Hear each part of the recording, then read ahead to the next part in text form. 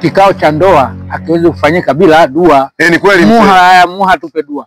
Lini? Mimi mzee mambo ya dua mimi nataka kwenda kitambaa cheupe tu swala dua mimi mzee hata siyajui bwana. Sasa tufanyaje? Shehe huyo hapo tumombe shehe huyo hapo. Shehe. Salamu alaykum. Khairi mwalimu, karibu bwana. Bwana shehe.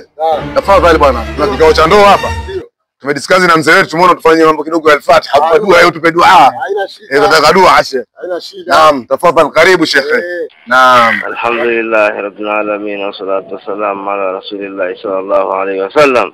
Amin. Allahumma sakhir lana michongo. Amin. ونجنا منا أحدا لونغو لونغو آمين. وارزقنا رزقا حلالا مثل مهوغو آمين. ولا تجعل فينا ولا معنا ولا في أمة محمد من الذين وهونغو آمين. ولا تتجالي وفيف كما كالذين أكلوا بابا مندوندو آمين. وصلى الله عليه وسلم محمد وعلى آله وصحبه وسلم الحمد لله.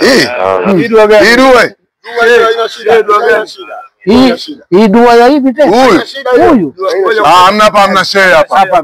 Shehe, tafadhali. Bwana shehe. Na yule ondoka. Shehe nenda bwana. Ondoka. Wewe wapi hogo? Ubabo. Mama hadi situ. Nenda bwana, ondoka bwana.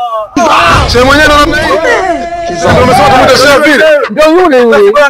Wale wauna kitambaa cheupe. Bwana muha. Wale wauna kitambaa cheupe sio shehe yule. Wewe shehe shehena. Wewe dua nitatoa tu mimi mwenyewe, hii itafika.